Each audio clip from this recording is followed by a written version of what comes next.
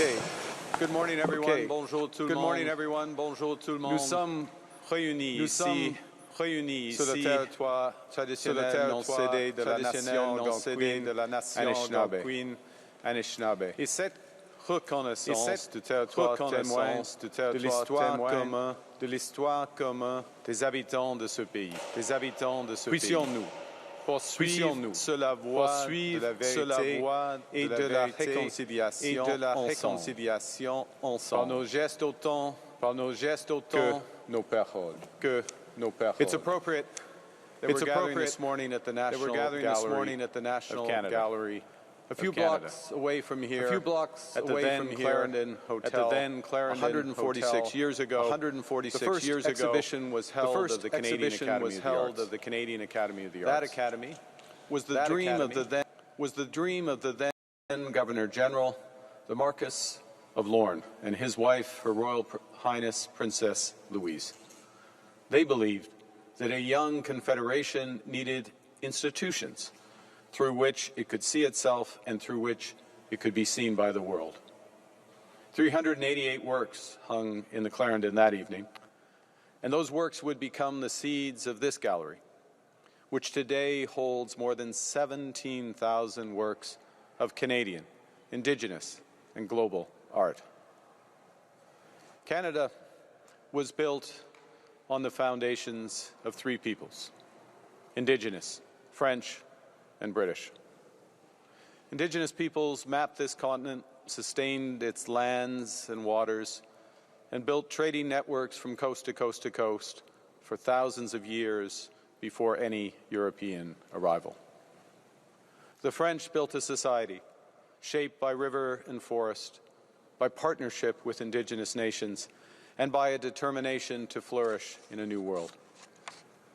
When the British came, that civilization did not disappear. It suffered, but endured, and in time it grew into the federation that we know today. Let's be clear, that founding was imperfect. It excluded too many. It was built in part on the dispossession and broken promises to Indigenous peoples. But that founding contained an insight that has carried us forward. That unity does not require uniformity, that our differences are a strength to be nurtured, not a risk to be managed.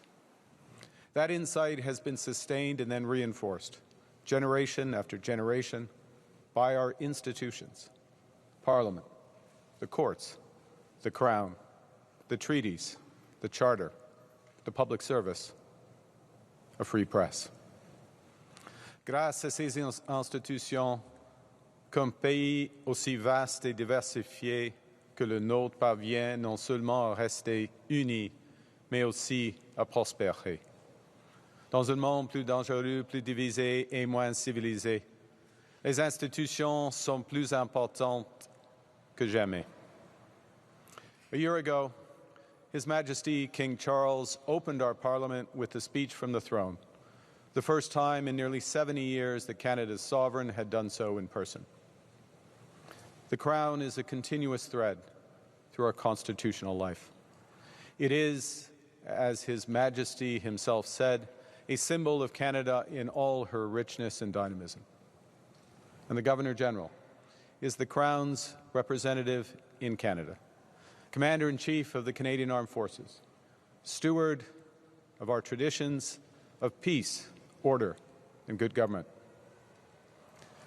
And above all, the Governor-General is the guardian of our constitutional order.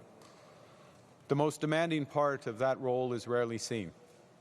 It's the duty to ensure that government in Canada is formed, sustained, and, when the time comes, dismissed in accordance with law and convention. It's a duty that calls for sound judgment, deep learning, and an unwavering commitment to the rule of law. That is the office. And it is the office to which I have asked His Majesty to appoint a Canadian whose entire life has been dedicated to that very principle. I'm very pleased to announce that on my recommendation, His Majesty has approved the appointment of the Honourable Louise Arbour as the 31st Governor-General of Canada. Née à Montréal, Louise Arbour a fait ses études à l'Université de Montréal. Elle a été admise au barreau du Québec en 1971 et au barreau de l'Ontario en 1977. Elle a commencé sa carrière comme chercheuse à Osgoode Hall et comme ardente défenseur des libertés civiles dans notre pays. In 1987, Louise Arbour was appointed to the Supreme Court of Ontario, as it was then known. In 1990, she was appointed to the Court of Appeal for Ontario. In 1999, she was appointed to the Supreme Court of Canada. One of Canada's most demanding judicial careers, more than enough for one lifetime. That career would serve only as the foundation for what came next, because her most consequential work as a jurist was beyond the Canadian courtroom. In 1996, Louise Arbour was appointed by the United Nations Security Council as Chief Prosecutor of the International Criminal Tribunals for the former Yugoslavia and for Rwanda, the first international criminal tribunals since Nuremberg. She inherited two institutions that many believed could not succeed. She made them succeed. Under her leadership, the tribunal secured the first conviction for genocide since the adoption of the Genocide Convention in 1948. The Akayesu judgment, which also established for the first time that sexual violence can constitute a weapon of genocide and a crime against humanity.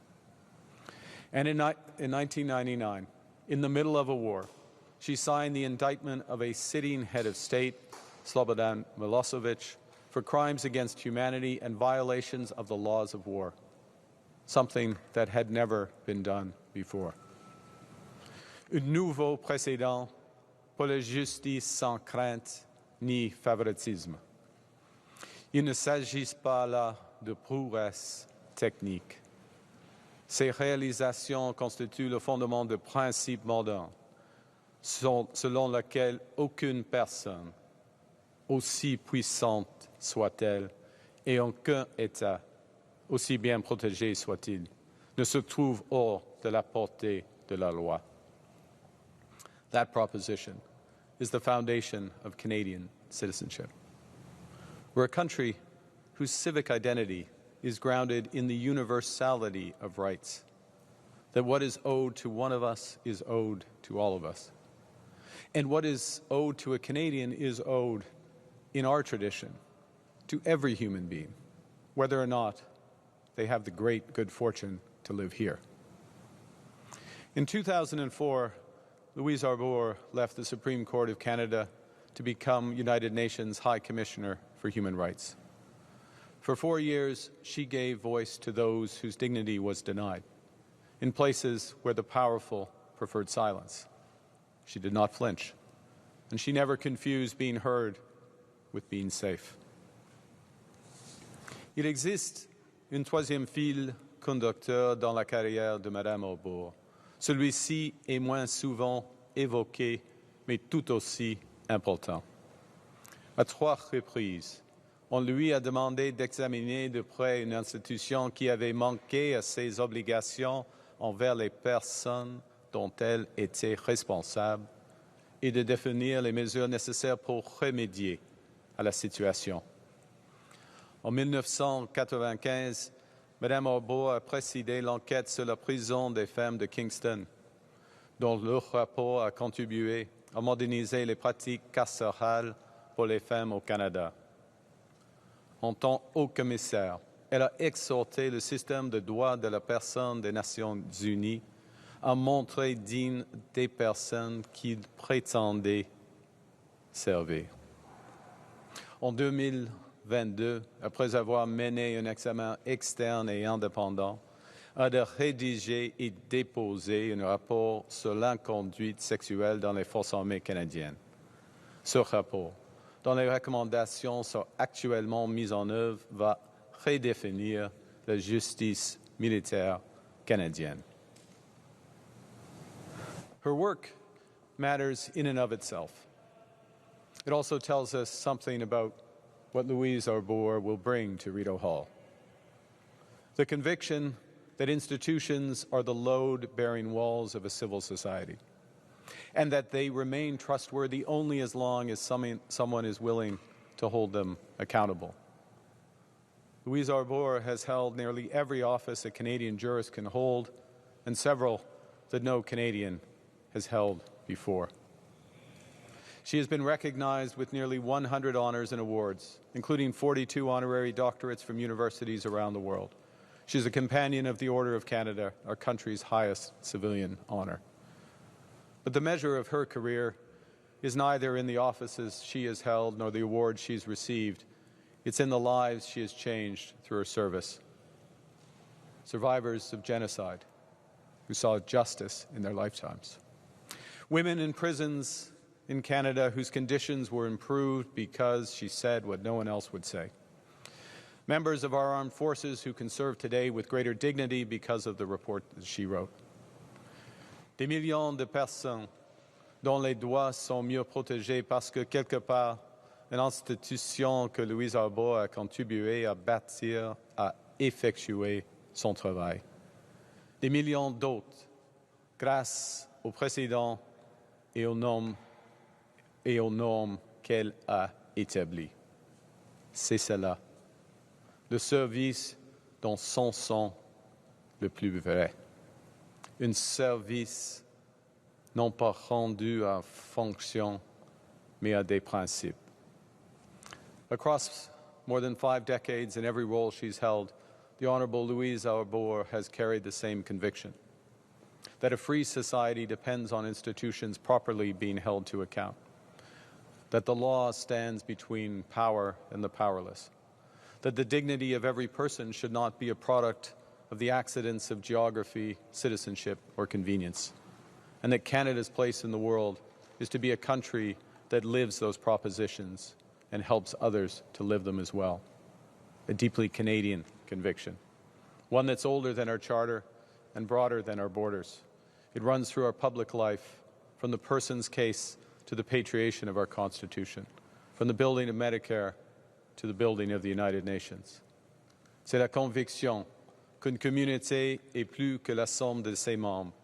Ce sont les institutions, les traditions et les engagements à travers lesquels nous choisissons de vivre ensemble. C'est ce que Louise Arbour a consacré sa vie à défendre et à définir. C'est ce qu'elle apportera à la fonction qu'elle s'apprête à assumer.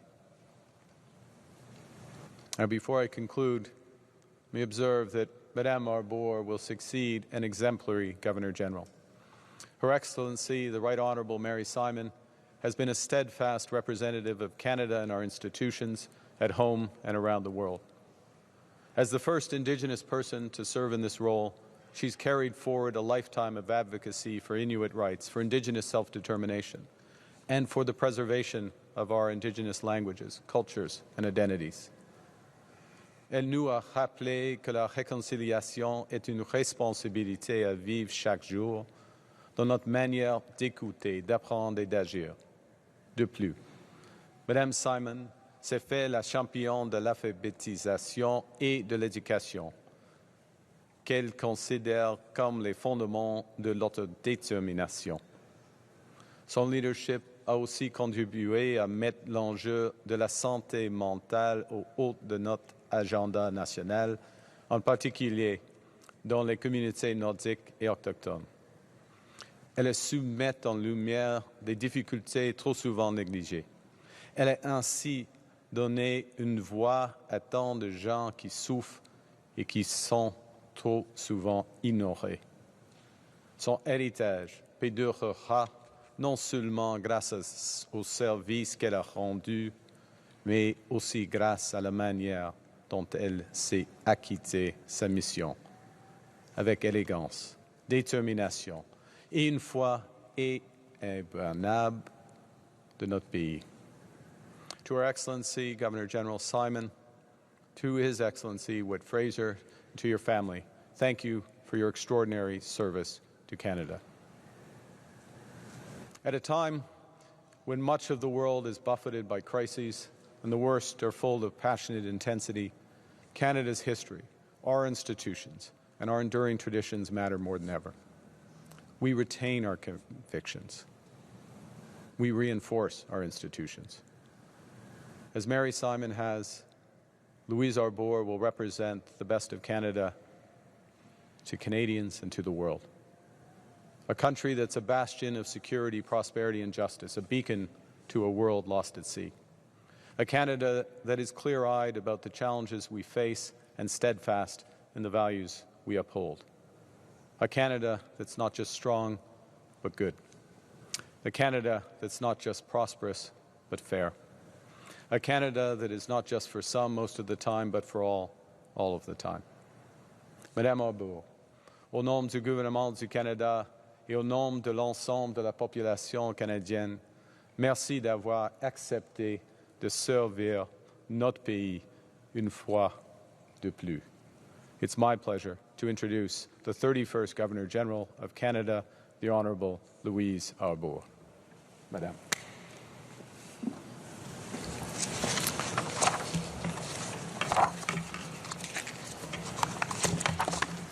Bonjour à tous et à toutes. Et Monsieur le Premier ministre, permettez-moi tout d'abord de vous remercier pour cette présentation très élogieuse à mon égard et surtout pour la confiance que vous m'accordez.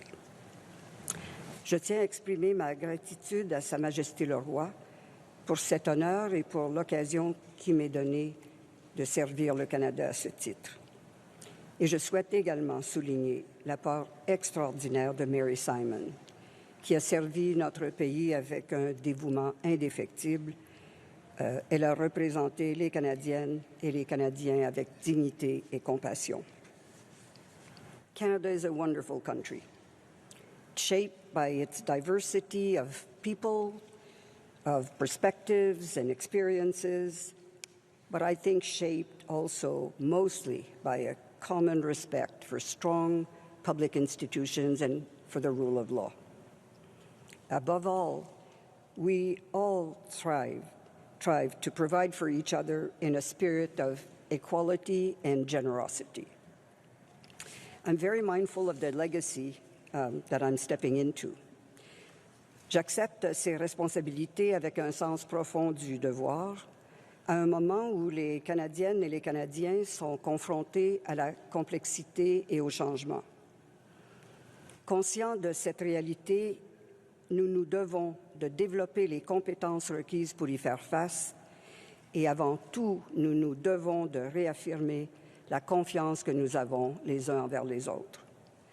La force de notre pays réside dans des institutions stables, gérées avec un jugement sûr et une attention soutenue à notre bien-être collectif et à celui de toute la planète. Ce sera un grand bonheur pour moi de représenter le Canada et de célébrer nos réussites. Et ce sera aussi un privilège d'être présente si nous devons faire face à l'adversité. Je suis d'ailleurs pleinement consciente de la responsabilité que je vais assumer à titre de commandante en chef des Forces armées canadiennes. J'ai beaucoup de respect pour le service et le professionnalisme des femmes et des hommes en uniforme, et ce sera un immense honneur pour moi de me retrouver parmi eux. Like them, I will strive to serve with honor, dedication, and integrity. Merci beaucoup. Merci beaucoup. Alors, on est prêts, nous deux, pour vos questions. Thank you. We'll now turn to questions. Première question, Ashley Burke. Good morning, Madame Arbour. Prime Minister Ashley Burke, CBC News. There's an expense program for former governors generals that allows them to claim up more than $200,000 a year, and that's on top of their expenses. And the reimbursements last year totaled more than $550,000. A Privy Council report in 2019 said there wasn't enough transparency around this, that Canadians should know exactly how that money is being spent and by who, and it called for more transparent public reporting. Do you think this program should continue? And if so, will you commit to ensuring that there is more, the details about how this money is spent and by who will be made public? Well, thank you very much for that question. I'm not familiar with the details that you're quoting. I'll look into it, ensure that, as you say, that there's adequate transparency around the expenses. I'll just observe that the Governor Generals have served our country with distinction, and in the cases in their post time after being Governor General, continue to serve Canadians through their charitable and other foundation activities, for which I'm personally grateful, and I think all Canadians are as well. Thank you. Do you think that the details of that should be public? And to both of you, what is the Governor General's role right now, do you think, in promoting national unity at a time when it looks like there could be a referendum on separation in Alberta, and as well a party that wants one in Quebec could return to power? So I'll begin. I think I answered the first part of your second question. I will follow up with you. With everybody, transparently. In terms of the Governor General represents all Canadians, and I think very importantly represents what's at the heart of our institutions and the spirit of Canada, that we're all equal. The rule of law applies to everyone, the powerful as well as the powerless, that we believe in democracy and the processes. So with respect to the many great strengths of this country, they're as appreciated in my home province of Alberta as they are appreciated across the territories where I was born and across this great land. And the Governor General's role is institutional in the sense of very clear constitutional responsibilities that are called into need from time to time, but also to represent Canada at home, best of Canada to Canadians and abroad. Next question. I can only echo first the constitutional role of the Governor General, which I think is a very important part of the function. But beyond that, I think there is a space for the Governor General to be conducive of Canadian dialogue with respect to diverse. I've mentioned the diversity of our people, diversity of views, of opinions, of experiences, but all that, I think, in a spirit of respect and moving the country forward in an ambitious, united way. Next question, Laurence. Oui, bonjour, Laurence Martin de Radio-Canada. C'est une question pour vous deux. Donc, Madame Arbour, vous êtes francophone. Votre prédécesseur ne parlait pas français. Est-ce que vous pensez que c'était une erreur de la part de M. Trudeau de nommer une gouverneure générale qui, oui, était bilingue, mais qui ne parlait pas français, pour vous deux? Je peux commencer. Je crois que c'est un bon choix. C'est un bon choix d'avoir l'occasion d'avoir Mme Arbour comme gouverneure générale, le 31e gouverneur général. Oui, c'est important d'avoir le bilinguisme au sein du gouvernement, toutes les institutions du gouvernement du Canada. C'était une erreur de la part de M. Trudeau? Mme Simon, comme je viens de dire, je viens de commencer à expliquer les contributions de Mme Simon à notre pays. Ils sont très, très importants dans le domaine de réconciliation, la santé mentale et de représenter le Canada à travers le monde. Alors,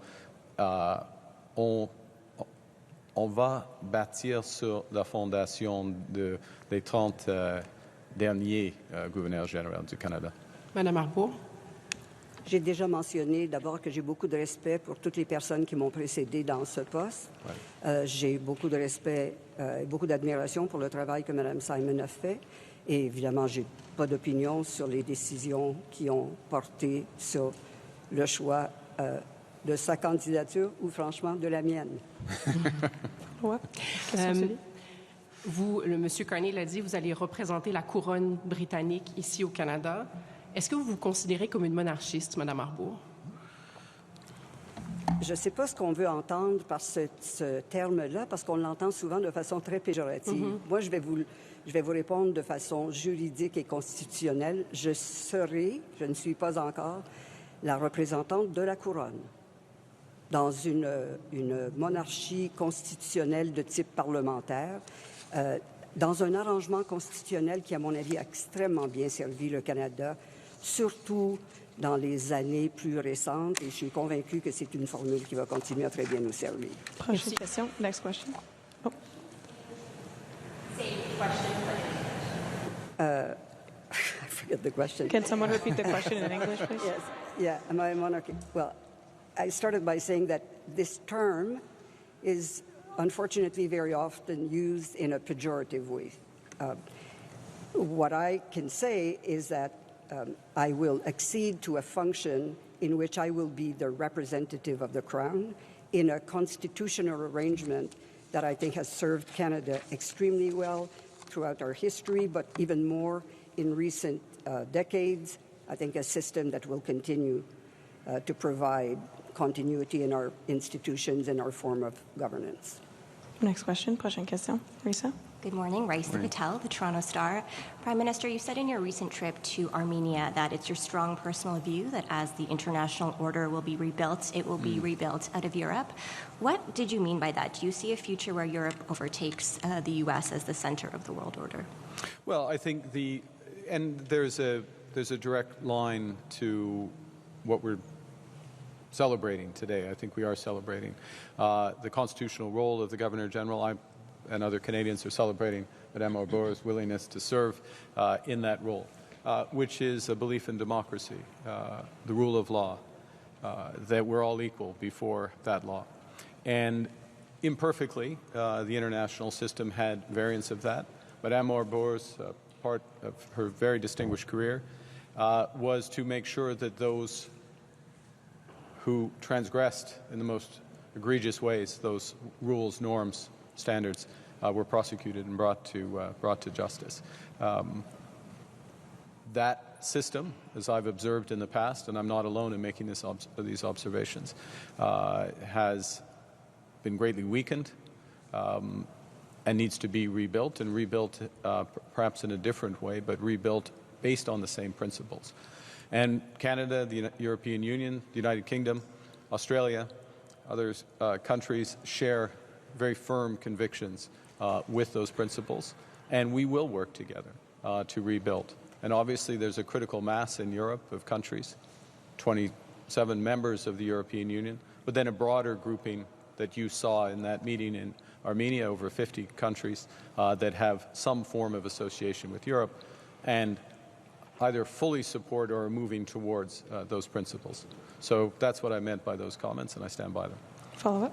Alberta separatists say they have more than 300,000 signatures to potentially trigger a referendum vote.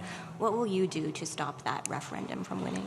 Well, there's a couple of things. One is there's, again, keeping with the discussion today, there's the rule of law, there's the Clarity Act, which has been opined upon by the Supreme Court. Not at the same time when Madame Arbour was sitting on the Supreme Court, but has been the judgment passed there, and any referenda in any part of Canada need to be consistent with that. As you know as well, there's a judicial challenge separately but relatedly by Indigenous nations in Alberta regarding the question. So those processes have to be followed through, but. If you bring it into, so I'm observing that because of the solemnity of the moment that we're observing today and celebrating today, but if you bring it into my day-to-day responsibilities and those of the government, it's to continue to act as we have from the start, which is in the spirit of cooperative federalism, making the country work, making it work for Albertans, making it work for Indigenous peoples, making it work for all Canadians. Thank you. Next question, prochaine question. Bonjour, ici Raphaël Pirot du Journal de Québec. Question pour vous deux. Madame Arbour, vous avez déjà, en fait, vous êtes quelqu'un qui n'a pas la langue dans sa poche. Vous avez critiqué le gouvernement de Donald Trump récemment sur les ondes de Radio-Canada. Vous avez dit notamment que l'invasion de l'Iran était de la folie pure. Donc, à ce sujet, je voulais savoir qu'est-ce que la façon que vous pensez que le gouvernement américain va accueillir votre nomination. Et est-ce que vous ne craignez pas de perdre votre liberté de parole avec cette nouvelle fonction? Alors, écoutez, j'ai occupé dans le passé beaucoup de fonctions comme haut fonctionnaire des Nations unies, évidemment comme juge à tous les niveaux de la magistrature. Et à quelques étapes, de quelques périodes de ma vie, j'étais une citoyenne qui avait sa liberté d'expression absolue. Je suis très, très consciente des contraintes d'abord, des privilèges et des pouvoirs qui viennent avec certaines fonctions et des contraintes qu'on doit s'imposer en conséquence, et puis je m'accommode très bien de cet environnement.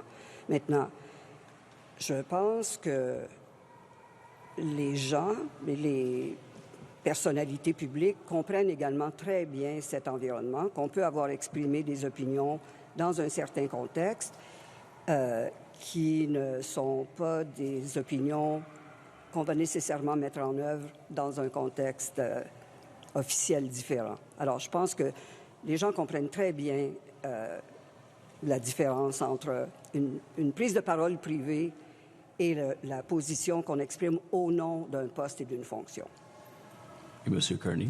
J'associais à la belle réponse de Mme Arbour. D'accord. Et donc, est-ce que vous pensez que le gouvernement de M. Trump va vous tenir en rigueur de cette décision-là de nommer Mme Arbour? Les États-Unis, comme Sa Majesté le roi a observé il y a une semaine, je crois, il a observé au Congrès avec un grand applaudissement que les États-Unis est un pays fondé sur le droit, la règle du droit, des droits humains. Et ça, c'est le même principe dans une manière canadienne que nous renforçons aujourd'hui. Alors, ça, c'est ma réponse. In English, I think you understood the question. So, as His Majesty King Charles observed just last week when he spoke before Congress to great applause, that the United States is a country founded on the rule of law, the right of individuals, and this is what we are reinforcing, celebrating today, an institution at the core of our constitutional system, with someone whose entire career has been dedicated to those principles, coming into such a responsibility at a crucial time. Thank you. Prochaine question. Next question. Hi, good morning. Cameron Ryan with CPAC. My question is to Madame Arbour. You authored a report 4 years ago on sexual assault in the Canadian Armed Forces, and you issued 48 recommendations stemming from your investigation. In the 4 years since then, have you seen any progress in how the military treats sexual assault cases and the culture in the forces you called out in that report? You're now the Commander-in-Chief of the Canadian Armed Forces. Will that be an issue that will be a priority for you as Governor General? I have to say I haven't followed developments, and I wasn't in a position as a citizen to follow the developments with the same level of scrutiny than I did when I issued that report. The report speaks for itself. As to whether there have been initiatives, both formal and informal, this is out in the public domain. I don't have particular insight. Si je vous permettez, just to add, 47 of the 48 recommendations of Madame Arbour report have been implemented. There is one that is outstanding, which is one of the core. I referred to it obliquely in my remarks, which is the change to military tribunals, military justice, and that is before Parliament in Bill C-11, and it is an absolute priority. It's been from the start, which is why the government introduced it, and we will put it in place. Yeah. My follow-up is to the Prime Minister. Premier Smith is in town later this week for the Canada Strong and Free Conference. Do you have plans to meet with her and discuss the possible upcoming referendum? That's funny. I thought she was in town to meet me because, yes, there are plans to meet. And if that's good, if she's here, she can take in other activities. But I'm sure the highlight of her visit to the great city of Ottawa will be a side visit to Nepean, my constituency, but also we're having a meeting that's been settled. I can't remember if it's Thursday afternoon or Friday morning, but it's been arranged. I very much look forward to seeing Will her. referendum talk be on the agenda for you? That was your follow-up. Next question. Prochaine question. Yeah. Oui, bonjour. Hélène Buzetti, les Coop de l'information. Ma première question est pour vous, Madame Arbour. Écoutez, vous avez eu une carrière absolument extraordinaire. Monsieur Carney en a parlé. Vous êtes connue comme étant une femme de terrain. Vous aimez l'action. Vous avez même un peu écourté votre séjour à la Cour suprême parce que l'appel du terrain était trop fort. Alors, on se demande quand même, Qu'est-ce que vous croyez que vous allez réaliser dans un poste qui, il faut quand même le dire, implique beaucoup de serrage de main, de donner des médailles et de partager des petits fours? Ah, mais ça, vous avez fait référence à la partie au bonheur de la fonction. Oui. Je pensais que vous alliez me demander comment je vais m'acquitter des tâches plus sobres et plus sérieuses. Je vais m'acquitter de toutes ces fonctions-là avec beaucoup d'enthousiasme.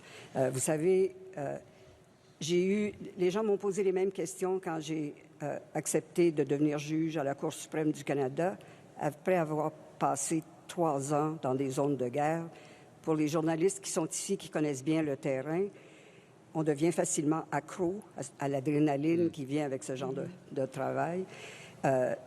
Alors, j'ai connu les deux. Aujourd'hui, je suis extrêmement, non seulement très sereine, mais très enthousiasmée à l'idée de pouvoir servir le Canada dans cette nouvelle fonction.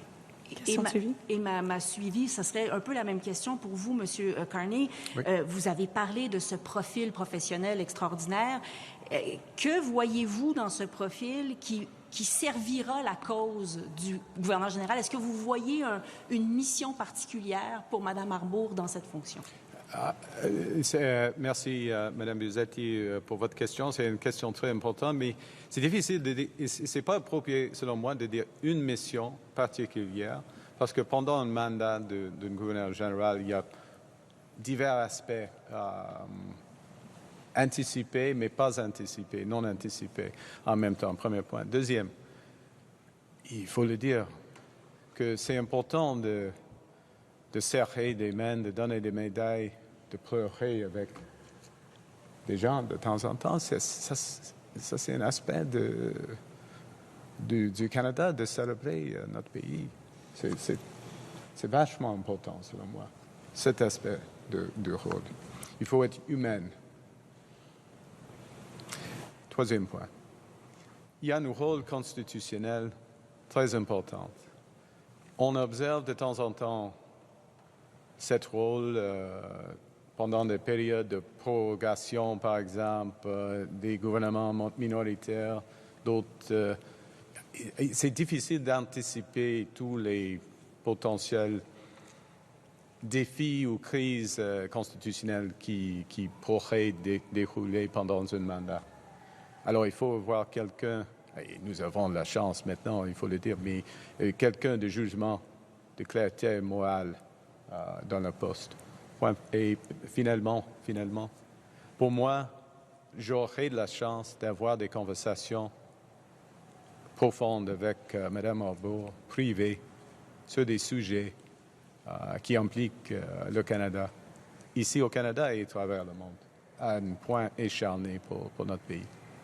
We'll have time for one more question. Yes, David Aiken, Global News. Good afternoon, and congratulations, Madame Arbour.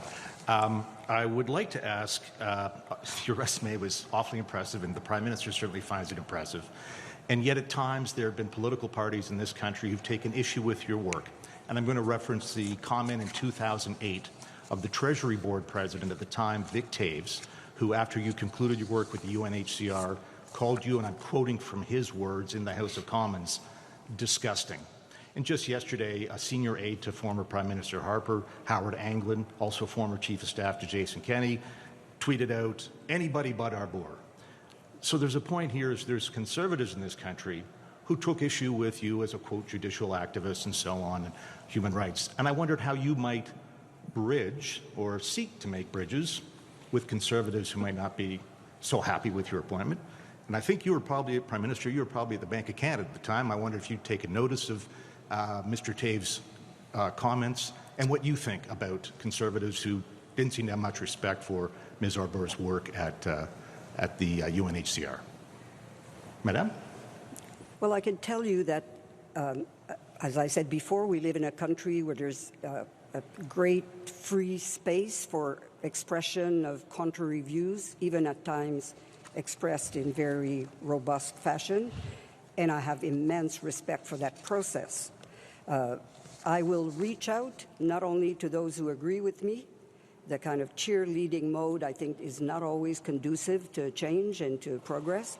I will reach out to anybody who wishes to engage with me, to debate, to discuss. I will listen, and I hope in due course that I will manage to persuade those, particularly those who may doubt my integrity, that I'm not sure I could do much more to try to persuade them otherwise on the basis of what I've done before.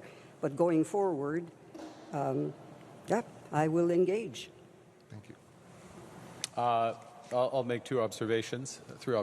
One is, sorry, don't want to shortchange you, David. Right. The first is that I think history has shown that the judgments of the UNHCR at the time, how correct they were, the crimes against humanity and others that were addressed. The first observation. The second is I don't want to extend into a partisan characterization of this. This is an institution that belongs to all Canadians, all political parties, but truly all Canadians. All Canadians today and in the future, too, because what we do with the institutions we serve resonates down through the years, and it's part of what I referred to in my remarks in French about the example and how the institutional change that Madame Arbour has brought isn't just about the institution, but the norms and the standards that have changed. And my third observation is that the sun is shining. It's spring. It's a time of hope, confidence, dignity, and a bright future for our country. Thank you. And perhaps I'll close with a question. This is from Madame Arbour, sort of a big picture. Think about things. You were born in Montreal. Louis Saint Laurent was the Prime Minister. Queen Elizabeth II was about to appoint the first ever Canadian Governor-General, Vincent Massey. You'll be the first Governor-General to be appointed by a monarch other than Queen Elizabeth, which is quite remarkable. We've had the Bill of Rights in your lifetime. The Charter has come in your lifetime. I wondered if you, and we're now looking at a Commander-in-Chief of the Armed Forces who's a Quebecer, and the Chief of Defense Staff is also a Quebec woman. It's quite a series of changes in your lifetime, and I wonder if you'd care to reflect on the change in leadership here in Canada through those years, and if you have some thoughts about, was the Charter a bigger deal than the Bill of Rights? I caution you'll get in trouble with Conservatives on that answer, but go ahead. Well, you know, I'm not going to get into trouble right now because I'm going to give myself, if you'll allow me, the next few weeks before I actually assume my functions to reflect on many of this historical trajectory, where we came from, where we are today. I'm much more interested also in where we're going and what's ahead of us. But please, just give me time to reflect on all that. And I hope to have something a little more fully baked for you in the future. Merci. Thank you. This puts end to our press conference. C'est ce qui met fin à notre conférence de presse. Thank you. Merci beaucoup. We'll go this way, and we'll just follow these.